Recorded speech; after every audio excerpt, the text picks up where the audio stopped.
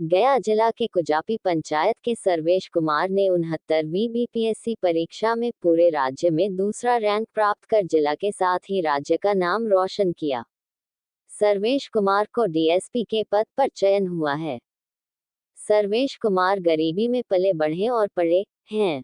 इनके पिता कमलेश प्रसाद पुरानी किताबों का दुकान चलाते हैं। इनकी मां गृहिणी है। इनकी शादी 2022 में आकांक्षा कुमारी के साथ हुई है। शादी के बाद भी इन्होंने पढ़ाई जारी रखी। 3 बार असफल होने के बाद चौथे बार में दूसरा रैंक प्राप्त किया। सर्वेश कुमार को बधाई देने वालों में मुखिया अजीत कुमार, जदयू नेता अजय कुमार कुशवाहा, चंती थानाध्यक्ष आदि रहे। रमेश कुमार की रिपोर्ट।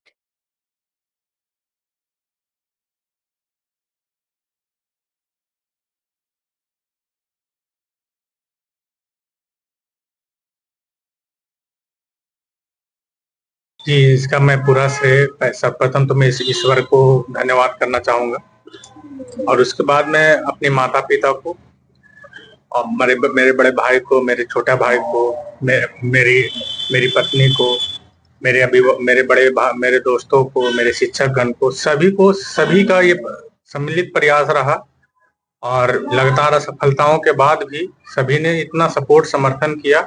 उसके बाद ही मुझे ये सफलता मिली है और इतनी बड़ी सफलता मिली है तो इसके लिए तो निस्संदेह ही उन्हीं लोग की जो मेहनत थी, मेरी मेहनत थी, लेकिन उनका जो सपोर्ट था, समर्थन था, उन्होंने जितना त्याग किया, जितना अपना परिश्रम दिया, उसी का परिणाम रहा कि मैं इस द्वितीय रैंक पे चयनित हो पाया हूँ। आपको जब इसकी तैयारी कर रहे थे तो क्या उम्मीद रहा था कि मतलब चूंकि दूसरा अटेम्प्ट है? जी, ये मेरा चौथा अटेम्प्ट था। इसके पहले मैं प्रोजेक्ट मैनेजर का भी इंटरव्यू में किया था, लेकिन उसमें सिलेक्शन नहीं हो पाया था। 66वीं मेरा एक पेटी 1 नंबर से रह गया था। 67वीं मेंस में मेरा इंटरव्यू कॉल नहीं आया था। 68वीं में फाइनल इंटरव्यू देने के बाद भी नहीं हुआ था। ये चौथा प्रयास में था, लेकिन मेरा एक ध्येय था कि जब मैंने बीटेक करने के बाद, सिविल इंजीनियरिंग के बाद ये फैसला मैंने खुद से लिया था कि मुझे इस फील्ड में मेरी अभिरुचि भी है, अभिवृत्ति भी इस फील्ड में। तो मैंने देखा था कि मैं इसमें लॉन्ग टर्म में बहुत ही अच्छा कर पाऊंगा। तो लगातार असफलताओं के बाद भी कुछ परिस्थितियां ऐसी बनती गई कि उसमें मैं निरंतरता को बनाए रखने में नहीं हो पाया, इसलिए मैं असफल भी रहा।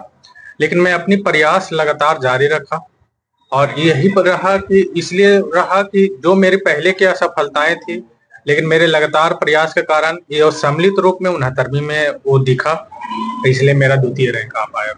काफी विपरीत परिस्थितियों में आपने अपनी शिक्षा दीक्षा पूरा किया है, तो क्या कहेंगे वैसे लोगों से जो आज शिक्षा से भागना चाहते हैं, उनके लिए क्या महसूस होगा आपका?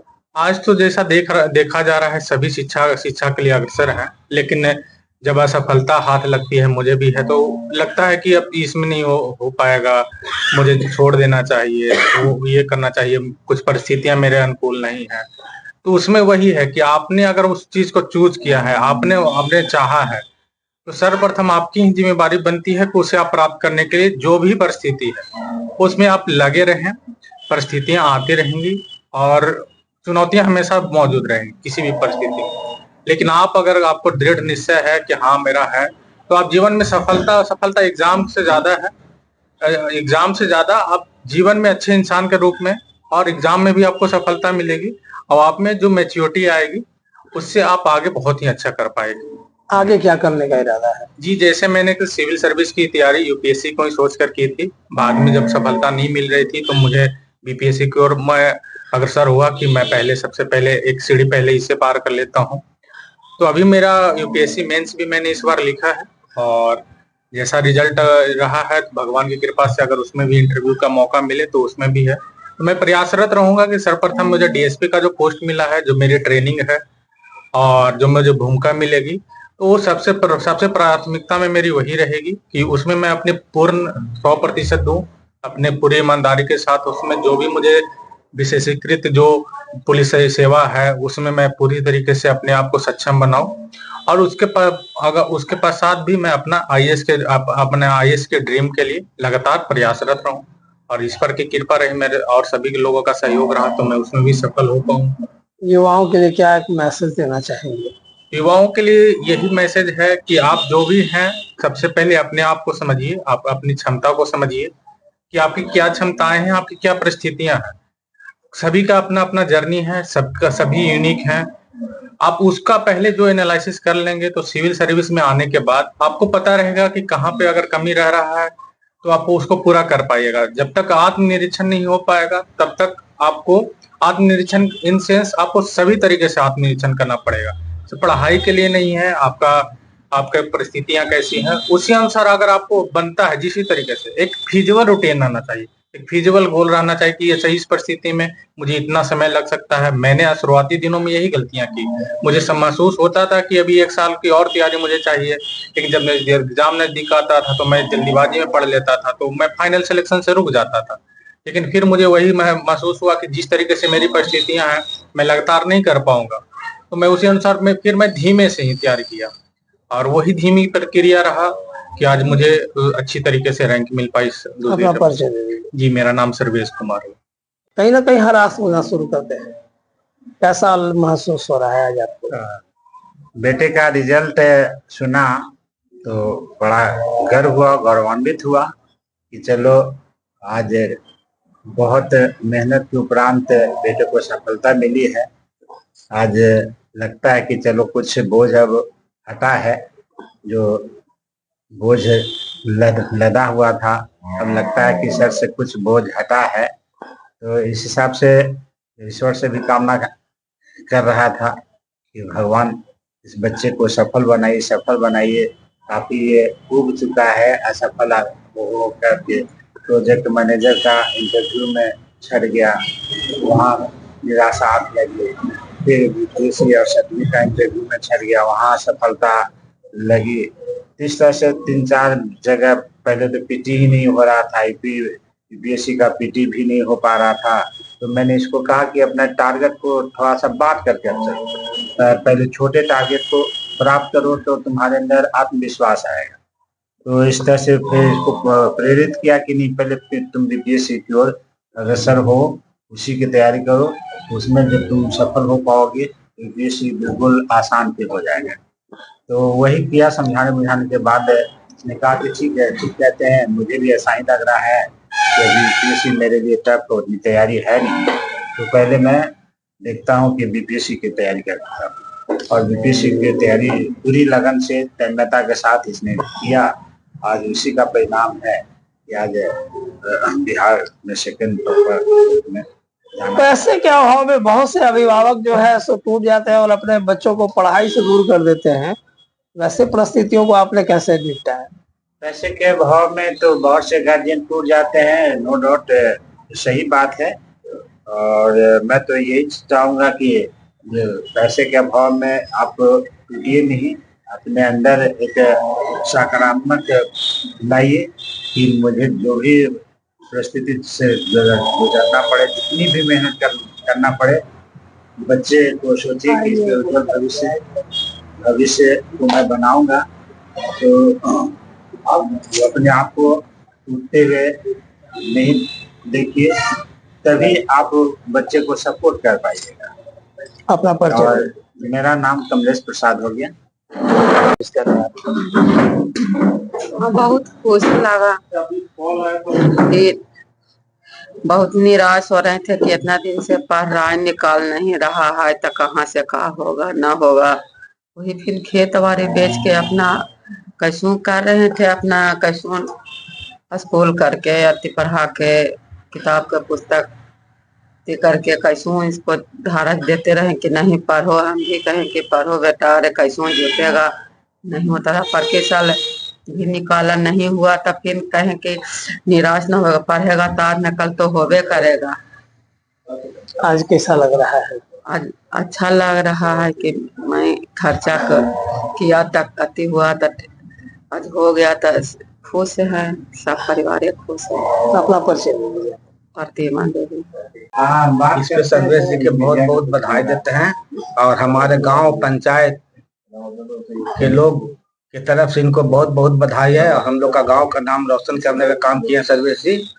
हर एक बच्चा से उम्मीद हम रखते हैं कि पढ़ लिख कर अच्छा से अच्छा नौकरी करे, जिससे गांव समाज का नाम रोशन हो और तरक्की हो। ऐसे युवाओं के लिए क्या कहेंगे? आजकल बहुत सारे लोग जो हैं 2-3 असफलताओं के बाद दम तोड़ देते हैं। नहीं, दम तोड़ देते हैं जो तो तोड़ ही देते हैं, जो प्रयास करेंगे वही ना सफलता पाएंगे। तो उनको निरंतर प्रयास करने का मतलब प्रयास प्रेरणा करना देते रहना चाहिए। क्या युवाओं से एक मैसेज क्या होगा आप मैसेज युवाओं से है कि पढ़ लिख कर अच्छा से अच्छा नौकरी करे, घर परिवार समाज को अच्छा बनाए। जहाँ तक हो आप भी अपना मदद कर सकते हैं। जहाँ तक जिनको भी प्रयास रहेगा मदद करने का, हम यथासंभव प्रयास करेंगे। कोई अपना परिचय दे दीजिए। अजीत कुमार, ग्राम पंचायत कुजापी मुखिया। इसके लिए बहुत बहुत बधाई।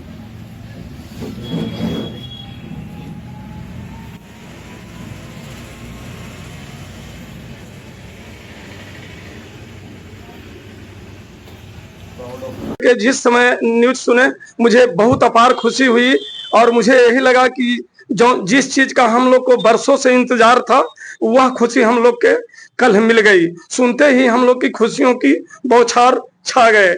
बहुत लोगों के आशीर्वाद, समाज, परिवार, मित्र सबका आशीर्वाद से इसको बीपीएससी में सेकंड रैंक और डीएसपी पोस्ट के लिए चयन हुआ। यह सुन करके बहुत खुशी हुई और खास करके हम लोग का उनको बहुत सहयोग रहा और पेशेंस को हम लोग बनाए हुए रहे।